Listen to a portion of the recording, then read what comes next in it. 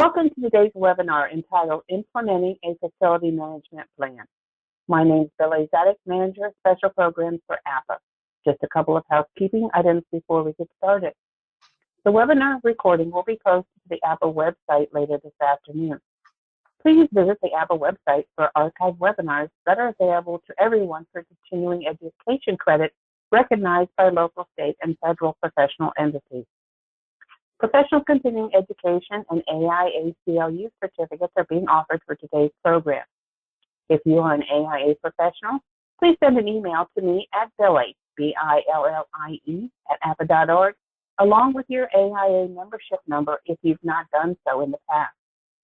Those who indicated they wanted a certificate at registration and meet the requirements will receive certificates later this afternoon. All attendees are in listen-only mode. Please type your questions in the chat box and they will be answered in the order they are received. If we run out of time and we still have questions, responses will be sent directly to the person asking the question by our presenter. If you're just calling in, make sure you send me an email at Billy, B-I-L-L-I-E, @APA.org, so I can send you a certificate if you would like one. The system only recognizes you if you log in. Before we get started, let me tell you a little bit about our speaker today. Tony B. Robinson is a Senior Associate and District Manager of Gale Associates, Inc. in Florida's office. He has over 35 years of building, enclosure design, and consulting experience and manages projects through all phases of building enclosure consultation, including initial investigation through preparation of design documents and construction period services. Tony is an active member of APA and has presented many times at FLAPA and SARAPA conferences. At this time, it's my pleasure to turn this over to Tony Robinson. Tony, take it away. Thank you very much, Billy, and welcome to everyone for participating in this presentation for talking a little bit about implementing a facility management plan. We appreciate you joining us today. Our agenda for today, basically, we're going to go through these topics that you see here on your screen. Preventative maintenance, what it is, and talk a little bit more in depth about that process, the impacts of incorrect repairs that happen on your facility, and we'll go into a systematic approach for evaluating your facilities, the roofs and the walls, the windows, etc. We'll talk a little bit about the deficiencies found through certain type of testing, whether it be leak testing or just tearing something open. And toward the end, we'll talk about a case study that shows you how the facility management plan can work for you and some of the things that it can produce for you. And then last but not least, the building enclosure asset management as a whole. So that's pretty much the agenda for today. First, we want to talk about the importance of a preventative maintenance plan. Why do we want to do that? If we look back at the buildings that were built back in 2500 BC, we look at the pyramids of Giza. They were simple building materials, but they were durable, and they were expected to last for thousands and thousands of years. And as a matter of fact, they're doing that now because they're still standing today.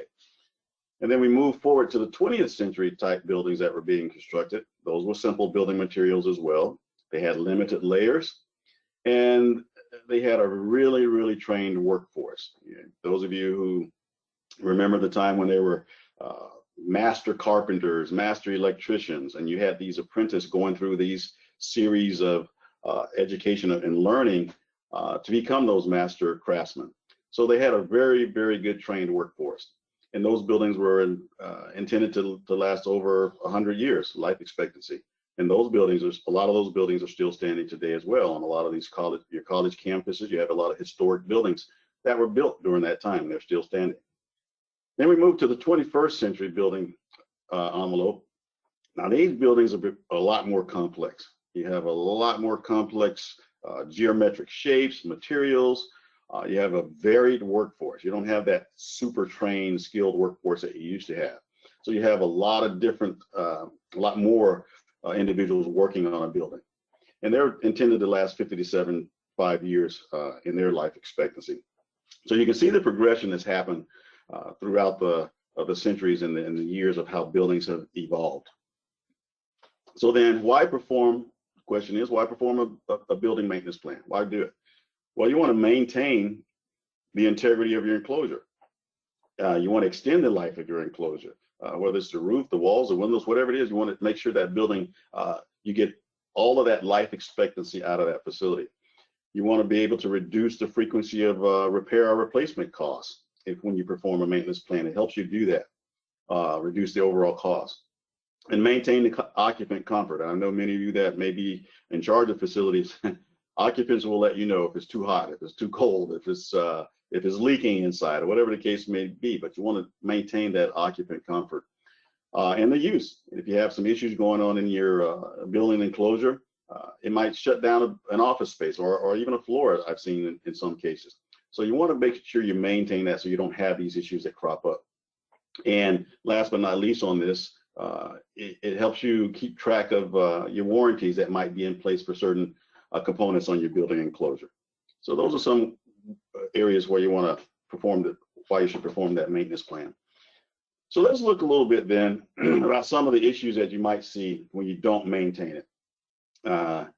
These are obviously some pictures that are a little extravagant, but these are actual photographs that occurred out there in the society today. We have maintenance traffic on this roof. You see a lot of different, on the one on the left there, a lot of different equipment going on up on top of the roofs. And you have to have people come up there. And when you do that, you get more traffic on the roof. You have an opportunity to damage the roof surface. You have to do an evaluation to maintain that, make sure there's nothing that's going on when workers are going up and down off your roofing system.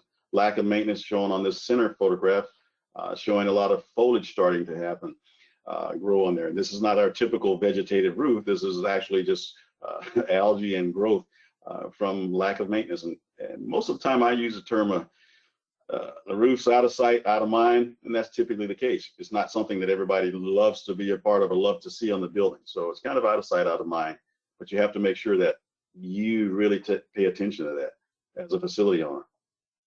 Gutters and downspouts, you see a lot of that happening around where you have buildings that have a lot of trees around. They'll get in your gutters, you don't even think about it, and it clogs them up. And that water can back up into your roofing system and then cause problems. So that's something that needs to be maintained as well. When they were still doing gravel surface built-up roofing, we still have a lot of asphalt built-up roofing out there as well. The gravel can blow off in high wind conditions and expose the surface of the roof, and it can be degraded through UV degradation. The sun will eat it up, and that's what the granules are there for, and the rock is there for, to prevent that roof from being damaged by the sun. Something as simple as if you have a lot of connection points, if you have a building with a lot of roof areas or a lot of extensions on it, the expansion joints, your building's going to move a little. Those areas have to be looked at as well, because you can pop open a seam in the expansion joint, as you can see here in the photograph, and that little bit of water can get into your wall system, into your roof system, and create more havoc than you need. And a lot of times now we're seeing single ply roofing systems, EPDM, thermoplastic roofing systems, thermoset roofing systems, where the seams are either glued or they're heat welded together. And over time, some of those seams could pop open. You've had an even wind event or something that happened, and it could pull open one of those seams. You don't really see it unless you go and probe those. So that's an aspect of maintaining, to make sure you don't have any seam failures.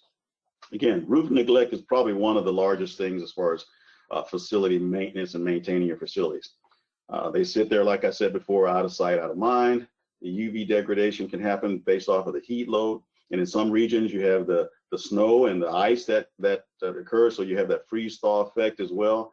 The wind, I'm here in the south in Florida, but we get a lot of hurricanes, but I've seen lately that those hurricanes they go up in the northeast as well. You get those nor'easters and all those things that happen. So maintaining your facilities is very important when those events happen. You want to take a look at those as well right after those events.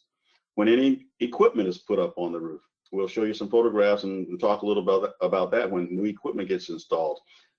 Again, you're having personnel traffic on your roofing system, and they could cause issues, and you're putting penetrations through the roof and sometimes even through the walls. And HVAC maintenance workers up there as well as maintaining the units. Many of you that may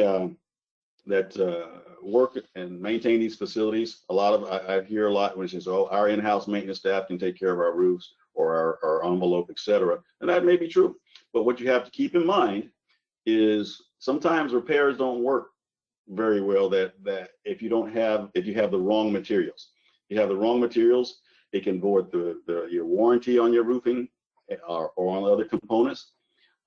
If the individual that's working on it, they're not approved by the manufacturer, that can void your warranty. The manufacturers will love that, obviously. And but in most cases, it requires specialized training in a way to utilize the correct materials and equipment to make those repairs and to maintain what you have in place. Because if you have the incorrect repairs, you can compound the problems that you're trying to fix, actually. So let's look at some of those incorrect repairs that can compound the problem. In this case, we're looking at the wall assembly. You see in the bottom right photograph, it was just a caulking repair. The caulking was tooled just below the screwdriver that was probed in there. It wasn't tooled here. So you have an opening here that's going to allow infiltration into your wall system. And this repair, it had some spalling brick here, and it just came around, let's throw a little piece of some caulking in here. The caulking may not have been, it doesn't look like it was prepped properly. So that's just a temporary, and it can pop open again and cause you, again, more problems that you're looking for to happen. So you can get water into the wall system, and it can retain that water and eventually find its way into the least passive resistance into the building. It can reduce the service life of your building materials if you have insulation within the wall systems. When insulation gets wet, it doesn't perform the way it should. So not only does it affect the building materials as far as getting wet, it also reduces the thermal efficiency of your wall system.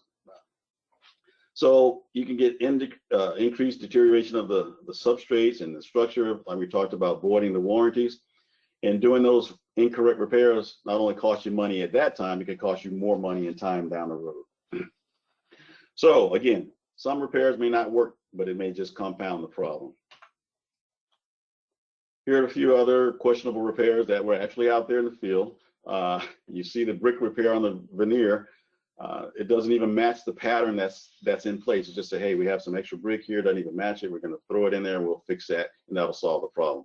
Again, that's not going to solve the problem. That's just a temporary fix. Some areas in the bottom left photo, there was they said, well, we don't have a full piece of brick. We'll just throw some mortar in there and slap some caulk on the side, and that could be a problem of water just infiltrating within the wall system. And then the one on the bottom right, you can just see that with the square piece of brick just put in an opening that where there was most likely a penetration there. Okay, so we talked about some incorrect repairs. Now let's look what happens if you neglect your roofing system. We'll talk about wall system components as well, but let's still focus on the roof. Let's say back in 1999, you had the red areas that were painted or highlighted in this photograph. Those are the minor problems that you had on your roofing system. And we're going to keep the square foot cost for repair at the same. We know over time that would increase because of inflation and because of materials and things of that nature. But well, let's keep it at $18 a square foot across the board. So you're looking at 1,100 square feet of wet roof that you say, well, it's not too bad. It's a small area, $20,000. It's not too bad. Well, we won't do it right now. We'll wait. You go into 2010. Now it increases. Your square footage is over 6,000 square foot because you haven't fixed the problem and it's still migrating and moisture is getting into the system. So now you're at 110,000 for repairs. You say, well, that's still not all the roof. It's not even 50% of my roof. So we should be okay. Let's move on. 27,000 square foot now it grows. Now you have almost 500,000. And you can see just from the progression here, once it gets out of hand where it's time to replace it, you're talking over $1 million to replace those areas. So not maintaining it when you can cause you major problems and a larger amount of cost as you go forward further into the years. And this is just a graphic representation as well. The blue talks about the roof areas that are maintained versus what's unmaintained. When you start out, the costs, they're the same. And then you say, oh, in 5 years, I do a little bit of maintenance. 10 years, I go back up and look at it again, do a little maintenance. By that time, in 10 years, you say, okay, yeah, we'll do something now on that unmaintained. So, but if it is unmaintained, you're looking at your cost for some repairs now, you're at 400,000, and you see how the graph exponentially increases as you get to the number of years. And typically a roof lasts about 20 years. That's what your warranty is on that. Most manufacturer systems are 20 years, but some systems can go further than that when you maintain them. And basically that 20 years based off of a manufacturer knowing that an owner won't continue to evaluate and maintain their facilities. So let's get into the preventive maintenance plan as a whole. The preventative maintenance plan itself has several components to it. One of those is obviously the evaluation. You have to understand what you have, what systems you have out there, whether it's the roof, your walls, your windows, all those components on your building exterior. You have to evaluate those and get an understanding of the quantities and everything that goes along with being a part of your inventory. But then you have the next component of that plan is you have to be able to budget and prioritize any type of replacement or repairs and the cost for those. And then last, but what's mostly important is being able to execute the plan based off of all of the information that you've already gathered. It's very important to execute the plan. The plan, well, the plan most well laid is not good unless it's executed. So you have to follow through with it. And in doing so, you have to figure out what type of documentation you want to do in your facility management plan, how you want to document everything. The old school way we used to do it, that was done, you would just get a lot of paper, you log in all your forms and things like that, and you put it in a 3-ring binder, and you constantly update that 3-ring binder based off of any repairs or replacements that are done on your facility. Other ways have been to use a layered spreadsheet.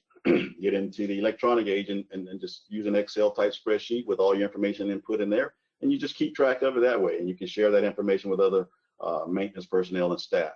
And then also they have software that's online, cloud-based. Just about everything now is cloud-based, and you can use it on your phone as well. But you have to choose which type of system you want to utilize. And we'll talk a little bit later in the presentation on that cloud-based type of a software, because it can allow you to gather data and utilize that data a lot more quickly than the two other types of documentation. Well, in that documentation, when you're doing that, obviously you want to, you say, how often should we do this facility maintenance? Well, you want to go over it and you want to look at it on an annual basis, basically. Update it on an annual basis, I would say.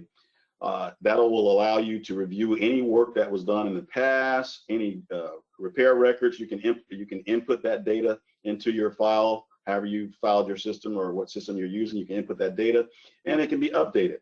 You go down your checklist, make sure everything's been done according to the plan that you've already laid out. And the documentation also helps you, like I said, report when a leak was repaired or anything on the roof or the windows were repaired. So documentation is important. The documentation, again, includes just entire building enclosure, the roofs, the walls, the 4 sides of the walls, the gutters, the drains, the downspouts, some of the things you'd be looking at in that to make sure that, again, there's no debris in the gutters, that nothing's blocking your drains. Your drainage is actually going off the roof the way it is. And there's been reports on numerous occasions where drains have been clogged by foliage, and it's blocked the drain up in such a way that the water has built up on the roof, and you've seen some roofs collapse because of that. And that's something that could have been prevented just by going up there and maintaining the out of sight, out of mind roof. Your perimeters and doors, the perimeter of the doors, your windows, you're talking about sealants. Have they failed? Are there any openings that you have any cohesive or adhesive failure that's gone on?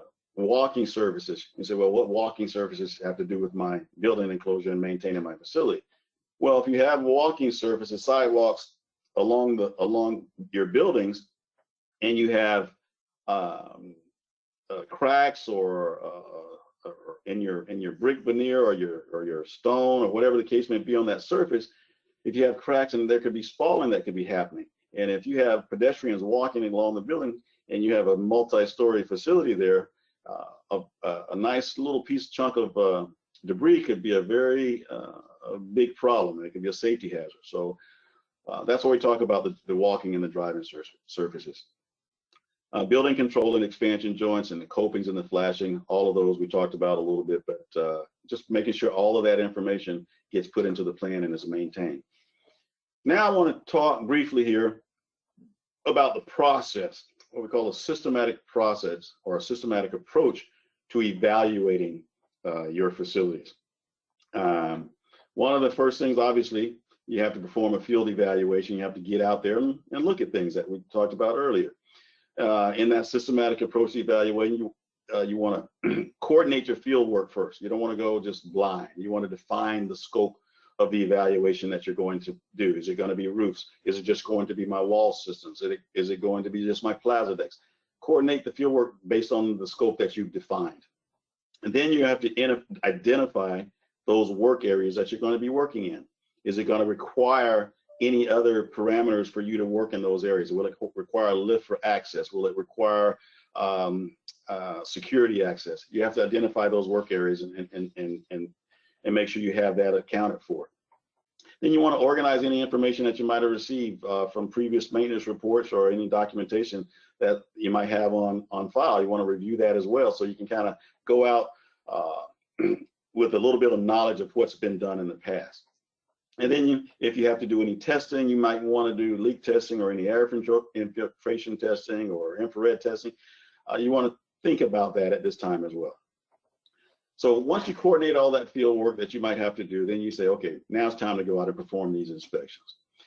What does that mean? You're going to have to measure up. Why? Because you want to get the square footages. You want to get quantities. You want to gather as much information that you can put into that management plan that's going to allow you to help with budgeting down the road. You want to document those existing conditions. How many open flashings, the linear feet, how much blisters or what other failures do I have? Document those existing conditions and again, get those quantities. Will there be any field testing? Well, you're going to do that at the time, and any sampling that you might have to do. We'll talk about that in a second as well. Now we've done a little bit and explained some of the field evaluation parts of the facility maintenance plan and the systematic approach to getting there. You have to consider your access methods. I briefly touched on that, but you have numerous types of access methods. You have where you can utilize binoculars. I keep a set of those in my bag all the time. So it's simple to have, keeping it small, and you can visualize and look at your building right there and a lot closer. Something as expensive as swing staging, obviously, you can use that to go up and down, but that's, like I said, is expensive. You have to remobilize, mobilize, you have to deal with safety on that as well. Rope access can be one of the ways. And obviously high reach equipment. Again, you have to deal with safety on the high reach equipment as well, but there are numerous ways that you have to think about how you're going to access your building envelope to gather the data that you're going to need. And one of the most simplest ways and the newest way, obviously, is unmanned aerial vehicles. I know everybody's heard about the drones, and they're all over the place. Drones have become very, very popular, and they're very cost effective when it comes to evaluating building enclosures. You can take high definition photos, you can take high definition video, you can come back, bring that to your facility, to your desk, and review that information and start documenting and tracking what issues that you've observed. They're even now doing 3D modeling. The drone can fly around your building and create a 3D model of your building, and you can utilize that to kind of just spin the image around and review defects there. And again, the biggest thing about this is very cost effective for evaluating a building enclosure. Now, as you're going into the evaluation, let's go on the interior of the facility. You want to perform what you call a leak audit. Leak audit helps you go in there, and this is where we talked about making the occupants comfortable. They're gonna let you know if they have ward intrusion issues or air infiltration problems or discomfort within the interior. So you go inside the building and you can start doing that leak audit. You see the ceiling tiles. That's probably one of the most prominent things that happens that lets us know, or let you know that there's a problem with your roofing system, other than actually seeing the water come in by itself there. Ceiling tiles, when you see that, you're doing that audit, you want to try to locate where that failure's happening. You look at the window systems, you see the streaks coming down the windows on the interior, you know there's an issue. Something that's pretty obvious here on the top right, where you've had water intrusion happening, and now it's rusting the steel, the structural members there, and that can be a safety hazard as well. So I always like to say it like this. I said, just like a car, your building talks to you, and it's just a matter of listening. When you have your vehicle and your engine light comes on, and you go, well, that's just the manufacturer. They program that stuff in there for me to bring it in so they can charge me more money to get my car fixed. And you just put it off, and you just put it off again, and all of a sudden your car says, all right, I've had enough, I've warned you, and you're broke down on the road and your engine is smoking. Your car tried to tell you. Your building does the same thing. It lets you know when there are issues on there, and you have to pay attention to that. So you've looked on the inside for your interior leak audit. And what does this do for us? It allows us to focus on those representative problem areas. We can fine tune the areas that I know now I have issues with. And then it allows you also not only to focus on those areas, you can determine if you need to do any type of testing on the exterior to try to recreate the origin of the failure of your envelope. And once you do that, you can see if it's systemic or not. And if it is, you can prioritize whether you need to do repairs or replacement in your management plan and budget it for that. So we talked about field evaluation, access methods. Now let's talk a little bit more about the defect identifications. Let's look at some of the things that you may see on the wall more in depth here. If you look at the window on the top left, something as simple as the framing is starting to pop off down there on the screen, and you have debris that's filling up around there, and there actually is some standing water around the base of that. So water is going toward there and it's collecting there. This is the photograph in the top center, your sealant joints. There's a deterioration of the sealant joint. The backer rod is exposed, which is going to allow infiltration into your wall system. Decorative glass block, same thing, sealant failure. It's age, and it's a urethane type of sealant in its age. You have to look at those things and say, okay, is it going to be immediate repair or a long-term repair for me? But you have to document it. And something as simple as the bottom right, that's kind of super obvious. You have deteriorated wood around those wood type windows. It's time to do some repairs there. Some of the doors, let's look at those on the exterior. A lot of people don't think doors are a major problem for their facilities. They are in the way that you have, it can affect your thermal performance of your building. You're letting, in the wintertime, you're letting cold air in. The summertime, you're letting hot air in. In a time when we're talking about high performance buildings, we're talking about sustainability, we want to reduce our footprint on the environment. You reduce the load on your HVAC systems by taking care of these things. And if you look at the top right, you can see the daylight coming under the door. So you know you're going to get air infiltration, that you're going to have to cool that air, you're going to have to heat that air.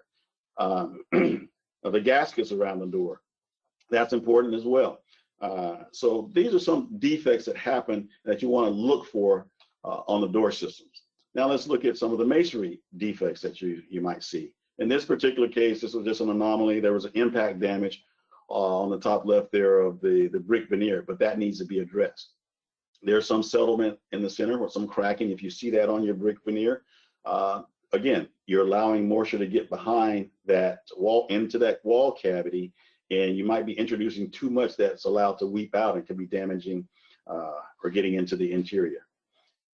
The one on the top right, this is kind of unique because you do have sometimes where you have workers coming up installing new equipment. In this particular case, a worker was installing the equipment and putting electrical. He had to put it into the next room over. He drilled the hole over there, just right through the wall system. He's a electrical guy, mechanical guy, but he didn't seal the penetration. And that's an avenue to, again, get moisture and other things into the wall system. Cracking, mortar joints, and the bottom right, efflorescence. When you start seeing something like that on your building, you're having moisture intrusion problems, and it needs to be addressed. Let's look at some of the steep slope roof systems of things that you should look for if you have those on your facility. Failed flashings. The failed flashing, they come off. Typically, that would happen in a high wind event. And like I said, when you have a high wind event or some sort of weather event, you want to do a quick cursory review of your buildings to make sure there was no damage or things that are happening that you might miss that would cause you to have problems later on down the line. You want to maintain that. Missing slate shingles, granular loss on shingles. We see that all the time on shingle roofs. Again, these are out of sight, out of mind. When it gets like that, you're going to introduce problems. So you need to document that and set up a plan for repair versus replacement on those. Now, on some of the low slope roofs, some of the things you want to look for and maintain. We talked about one of those photographs where it had a lot of equipment on the roof. And this particular one has this exhaust fan. It has to be serviced. And this is what we call a modified bitumen, granular surface modified bitumen roof. The granular surface is supposed to protect the asphalt-based roofing system. But you see that how much traffic is around, that's happened around that exhaust fan, and it's worn off the granules. Not a leak occurring, and there's no leak occurring or anything like that, but it's worn off the granules in such a way that it's gonna shorten the lifespan of your roofing system. Doing an annual walkthrough, you would notice that, and you can plan for that to repair that. Excessive patches. If you have a lot of patches on single ply membrane, obviously it's telling you have some issues on that system, and you're gonna have to put that in your maintenance plan to repair. Punctures in your membrane, that can happen through anything.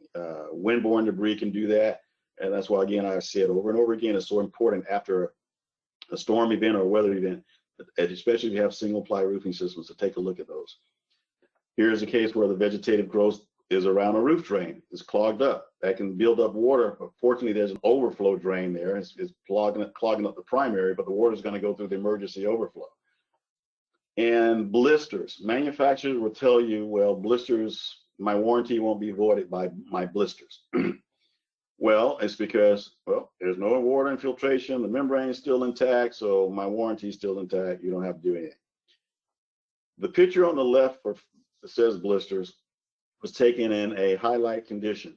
And we saw a few blisters there, and then you said, well, let's turn the lights down a little bit, and that's how massive the blisters were on that particular roof system. So obviously, there's some sort of moisture happening under there. You wouldn't know that unless you went up there to maintain that on an annual basis, obviously. And ponding water, I can't say that enough, because if your drains back up, if you don't have a 4-inch thick slab or a 6-inch thick slab, you're going to probably collapse your roofing system. Transitions, those are very notorious for intrusion problems. Roof to wall connections, parapets to the walls, expansion joints, curtain walls that come down on the roof surface, difficult detailing that occurs. Those are, again, notorious for creating issues when it comes to your roofing system. So you want to look at those areas. So that kind of showed you a few areas where you can look on those, the roof, the walls, the doors, and the things that you would look for. On another part for implementing this maintenance plan, you might have to do some testing that we talked about. Whether roof test cuts, you want to document what type of doors you have. You can come up with a nomenclature and say how many doors I have. I have this many of this type. I have this many wood doors. I have this many steel doors. The gaskets were replaced this many years ago. And you start having a plan for that. So now you've looked at everything in the systematic approach. You said, okay, we've done our evaluation. We want to be able to say, hey, can we recreate some of these things, or there's some testing that we can do to just really make sure and hone in on what repairs or replacement that we would have to do on our facility. What are your testing objectives then? It's going to verify your hypothesis of, hey, here's where we find the leaks. Here's what we found on the exterior. Let's do some tests to verify that, make sure that this is the issue. So you correlate that testing with your observed damage. You want to recreate it. If you want to do it, if a leak test, you want to recreate that.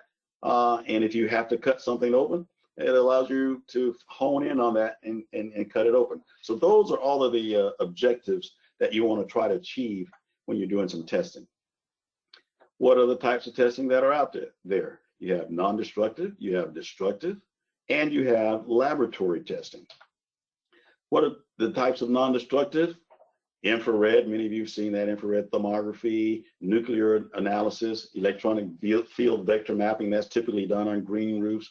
Before the green roof is actually put in place, you test out the membrane for any pinhole leaks.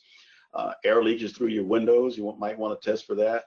There are so many different ways you can test your roof and your wall systems without tearing things open. So that's what the non-destructive test is all about. And destructive obviously is what it says. You tear it open, you pull it apart to see what's going on and do some test cuts.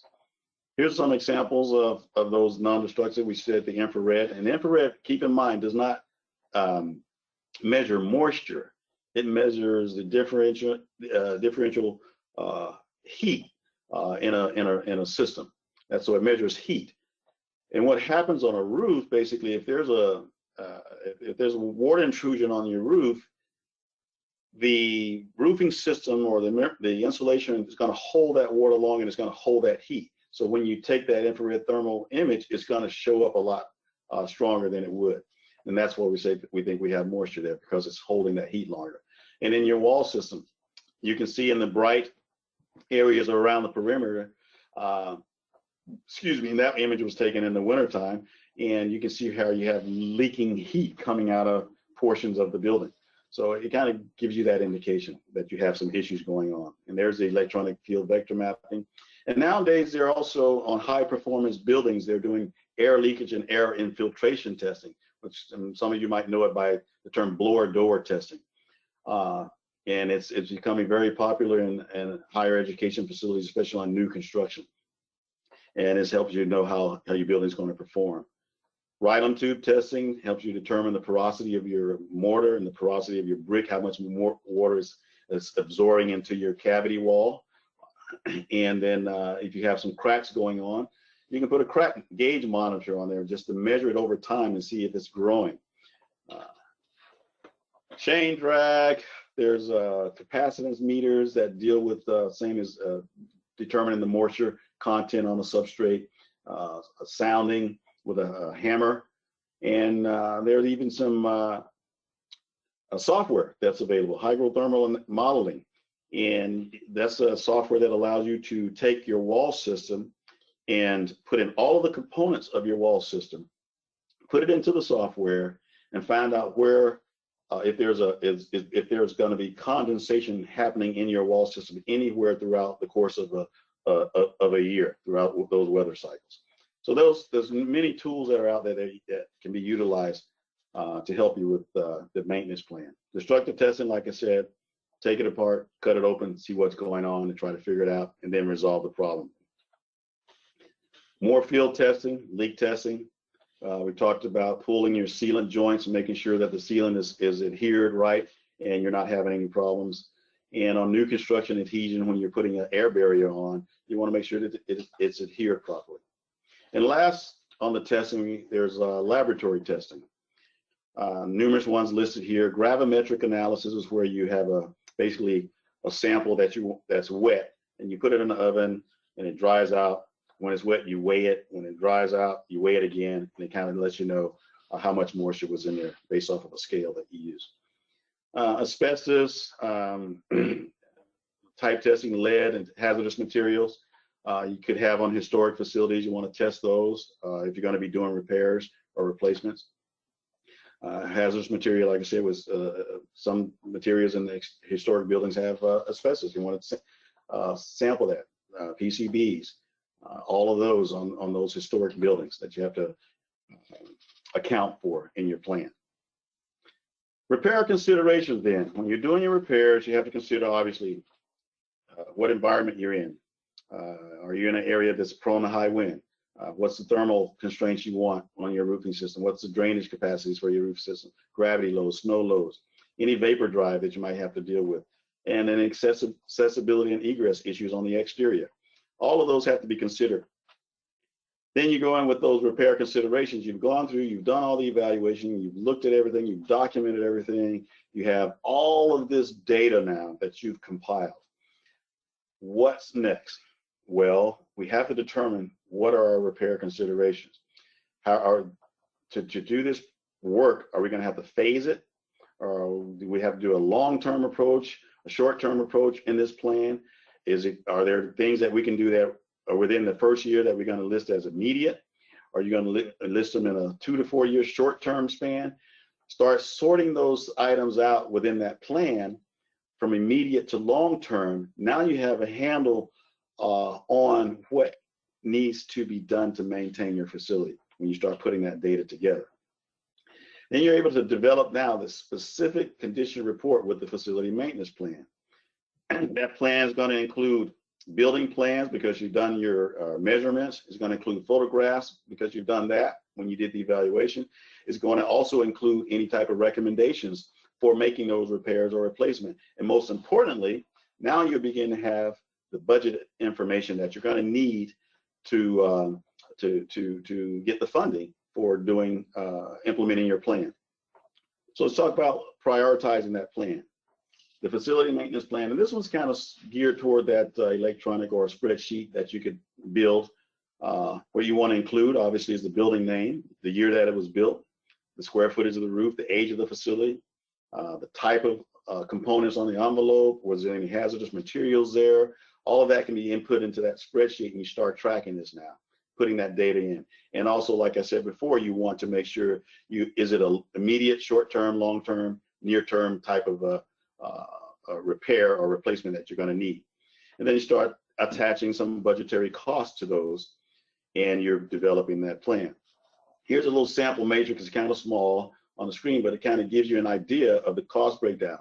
It's basically kind of showing the fiscal year from 2021 on, what things and what the costs are associated with repairing certain things and key elements on your facility.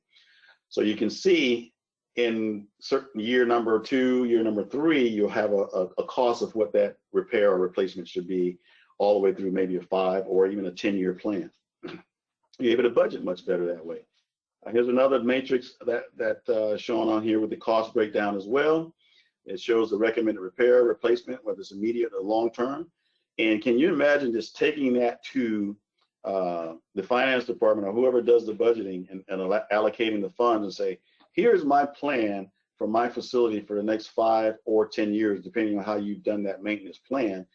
And it's just a no-brainer. You put the cost there, you said what needs to be done, and you put it in a nice, neat package. That's what's so neat about creating a facility maintenance plan for your facilities. So let's go now into a case study. Talk a little bit about something that was done utilizing a cloud-based or software-based program.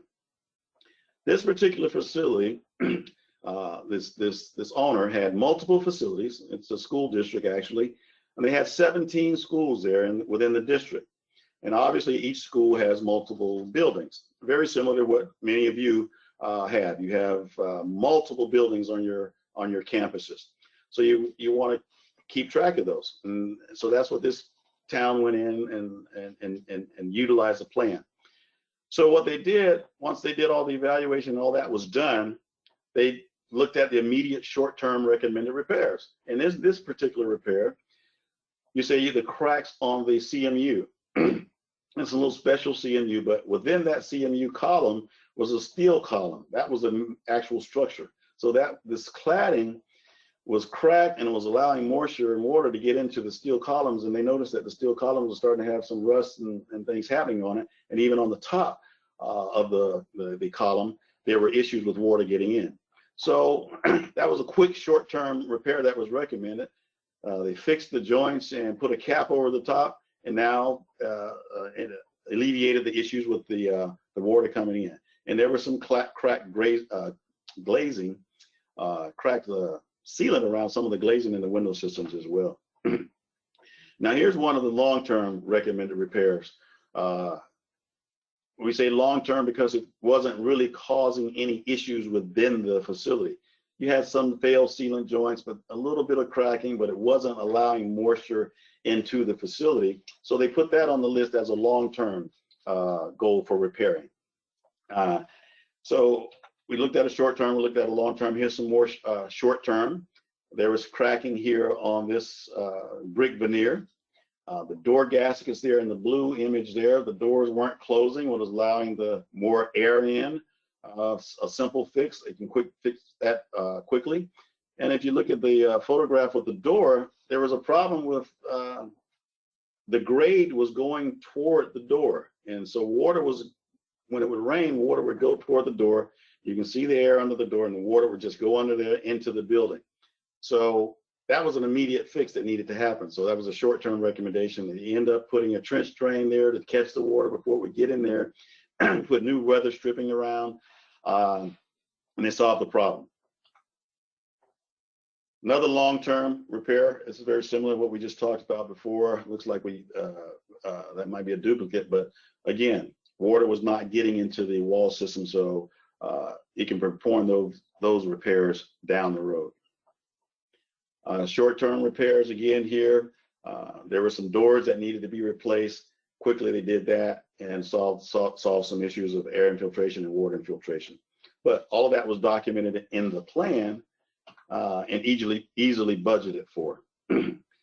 That plan will give you an easy and quick summary of all of your assets, whether it's roofs, your windows, your doors, etc. All that information got put into the software, the cloud-based software, and now let the software begin to work for you. The software began to put out all of the information as far as budgets, what it's going to be over the course of the 5 years, over the course of 10 years. And here is where a graph showed where here's a plan from 2021 to 2033 is one of the reports that came out that it produced to show you how much it would cost each year to implement that plan. Well, some of you might look at it and say, wow, that was $18 million in 2030 to implement that. There's no way we're going to get our budget for repairs and replacement for $18 million. Well, you go back and you look into that plan and the allocation of how you want to do your resources long-term versus short-term, you revisit it based off of what the owner said. The owner says, well, I need something between 4 and 5 million in my budget. That's what I'm going to have. So you go now and you redistribute. The software allow you to redistribute how those short-term and long-term repairs are going to happen in that year. So now you have a more realistic and more doable maintenance plan and budget plan that average between 4 and 5, 3 and 4, well, maybe $4 and $5 million a year and that's easily attainable. So that's what the maintenance plan can do for you. Some of the other things it also does for you, you might consider, in this particular case, they consider utilizing photovoltaic systems because there are power companies say, well, we'd like to be able to, can we put photovoltaics on your roof, and we would lease your roof space. And that's sometimes a lot of that happens. And you say, well, yes, you can lease my roof space, and guess what is going to happen? They're going to replace your roof because they don't want to put it on a roof that's not fairly new. And the panels typically last for 20 years themselves. That's one way. Or they were giving incentives as well as it relates to the power consumption and the cost for power for the owner. And those were incentives to do that as well. So those were some of the things that they considered in this particular case study. And you say, well, the asset management plan, how difficult is it to access my data then? We talked about earlier about those binders that you can use. We talked about the spreadsheets that you can utilize. And then we mentioned the cloud-based software or a software that you can utilize. The software, obviously, you can just click on any of these facilities, numbered 1 through 17, and start going into that with the software, and it starts giving you a ton of information. And here's some of the examples of the information that I've seen that they produce for you.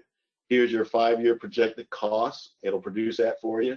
What areas by system as it relates to the roof here, built up, modified bitumen, single ply. It shows you a pie chart of how much square footage of that needs to be repaired or replaced by system, and the fiscal year cost, projected cost. It gives you that just right in the click of you say, I want to see that type of report, and that's what it provides for you. Again, can you imagine just providing this to your ones that are providing the budget for you, creating your budget? It allows you to go as in much detail as possible for all of that information that you've gained. And again, it depends on how much information that you want to gather, that you want to put into that plan. The more information you put into that plan, the more information you can utilize that will help you maintain your facilities. But again, your management of your facilities is one click away just by utilizing a cloud-based or a software type program. You can go right away to a roof area and say, hey, what are we doing? What needs to be happening on building two, the pharmacy or the chemistry building, and on roof area A, what do we need to do? And you can pull it right up. You had refasten loose edge metal needed to be done and replace dripping fills. So you know that needed to be done. So you get all of that asset information on your building, again, in that plan. I can't tell you how much, how important it is to gather as much information as possible, because the more information, the better. One of the other things that can track for you too are warranties that you might have. A lot of times we don't know what our warranties, when they expire or what they entail. You can input that warranty actually into the system, and at one click of a button, you can pull that warranty up and know who to call, know who to talk to, who the manufacturer was, etc. When the expirations were done, a snapshot, pictures are worth 1,000 words. You go in a facility, say, what's the warranties on the facility? You can see it right away. And one of the other things that's great about the asset management plan, you can track not only your budgets, not only your repairs that are done, you can really look at the repairs here. So you have an image of the deteriorated plumbing stack that was that's shown here on the left, and you can see the repair. You can show a picture of that when it was done. And what's so neat about software, implementing your software that way, is once you've done that repair, you can update the cost. There's no cost for the repair anymore, because now you've made the repair, and that comes off of your budget. So your numbers for your maintenance for upkeep begins to decrease because you've made those repairs. So why establish this roof management plan, and why maintain your roof assets in your envelope? Again, it helps with your allocation of your budget. Sometimes you as facility managers are pressured to spend, not sometimes, but all the time, you're pressured to spend wisely while managing your assets. Reduce your interruption of operations. We talked about that, making it comfortable for your occupants. It helps to reduce unanticipated costs. All of a sudden, something happens, you go, wow, we didn't know this was going on our facility. Replacement costs can get very expensive. And if you maintain it, then those costs can be decreased. Extend the service life. You want it to last as long as possible. Just like we talked about those buildings at the beginning of the presentation. The pyramids, they last for thousands and thousands of years. The new construction that's happening, you want those to last. So you want to extend the service life of your roof and your envelope in your facilities. Maintain your assets through your warranties, etc. It allows for long-term budgeting, like I said, reduces the interruptions, extends the service life, and most of all, it saves you money and it saves you time when you have a plan that you've implemented and you stay on track with it on an annual basis. So the successful disclosure management process includes all of the following here. You want to do your proper inspections. You want to utilize quality products, the proper application of those products, perform regular inspections annually and after major storm and high wind events. Do that corrective action to prevent any further issues on your facility, and then document all of that within your plan. And if you keep those items and you complete those items, you'll maintain your facilities a lot much better and be able to keep track of everything. And that's pretty much our presentation. And I will thank you for listening, and I will open it up for questions. Thank you, Tony. Our first question is, what is the source if the cost data presented on deferring roof maintenance work? I guess it should say the cost of. What the source is for making the repairs, and there's a lot of manuals out there, and most people that are doing the maintenance plans, they access like the NRA, what's the typical cost for roof repairs. Even just talking to contractors and seeing what has been and manufacturers, the cost for materials and things of that nature. In our case, obviously, we typically have a history of what things have cost over time based on projects. And you just take a combination of all of those things. And there's some cost data books that are out there as well. But you take a combination of all of that and you glean that information and you put in the numbers that are good for your region. Okay, thank you. Our next question is, can you recommend some training courses that can be used to equip facility managers with the tools needed to have a successful field evaluation process? There are several organizations that are out there that offer those type of educational sessions. IBEC is one organization, that's IIBEC. And then the NRCA is one organization that offers that. And there are also professionals that offer that. I know we don't promote ourselves, we're not supposed to promote ourselves, et cetera, but professionals like ourselves, we do provide those type of training and courses as well. So check with professionals as well. Okay, thank you. Our next question is, who would typically update or maintain a facility maintenance plan? That's a great question. All of them are great, but that's a really good question. It can be done either way. The owner can do that, and especially if you have maintenance staff. And when they're making repairs, et cetera, they can go into the program, they have access to it, and say, you know, at the end of the month, get their logs and their data and just input that information back into the system. Or you can utilize a professional consultant to do that as well. So it can work both ways, and it's pretty simple. Once the data has gotten in there, it's very easy to maintain. Okay, and our next question is, the presentation identified the documentation of various envelope components. Would you suggest tracking the entire building envelope in the facility maintenance plan? That depends on what your needs are. And if you're going to do it, my answer would be yes. Try to get as much information in there as possible. If you want to track the entire building enclosure, because if you get it in there, now you, like I said in the presentation, you have a better handle on what needs to be done. And all that again too is based off of your budget as well. If you only have enough budget just to do your roofing system, then you do that. If you have enough budget to do the entire envelope, you do that. But it'll vary from owner to owner. But if you can get it on the entire facility, that would be highly recommended. Okay, we have another question here. Is what software tool was used for the issue management, or what is available for this purpose? There are several. The one that we showed in the presentation here, that was entitled BEAM, B-E-A-M, Advantage. Okay, and I guess this kind of is okay. Does the software calculate facility condition index? Yes, it does. Okay. You put that information in there, and it'll do the facility condition index on a scale that you, the user, creates. Sometimes it's good, bad, excellent, or you can a scale of 1 to 10.